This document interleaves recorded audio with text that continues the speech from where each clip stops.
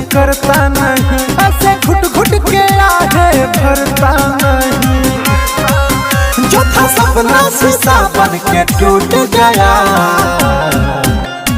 ओ बेवफा बेरहम प्यार में तेरे लौट गया। ओ बेवफा बेरहम प्यार में तेरे लौट गया। Mix by Aditya recording studio Gopalganj.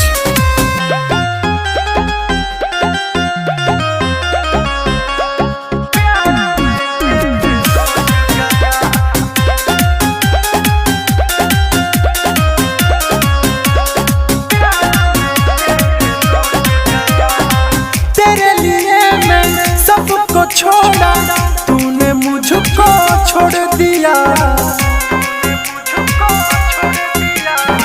तेरे लिए मैं सबको छोड़ा, तूने मुझको छोड़ दिया।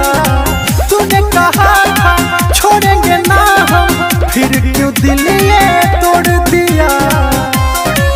रो रहा हूँ कि किस्मत फूट गया,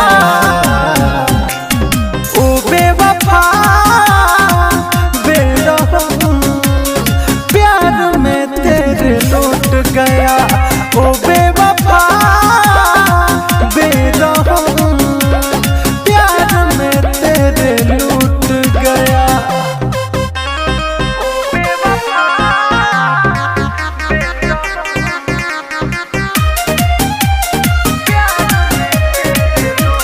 म्यूजिक बाय सौरभ गोविल।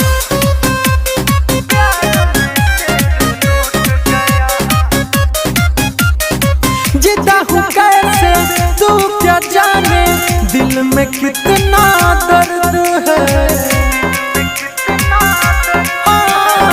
जीता हूँ कैसे तू क्या जाने, दिल में कितना दर्द है। कहता है सबसे दीपक दीवाना, तू बड़ा बेदर्द है। अब लगता है कि दम ये घुट गया।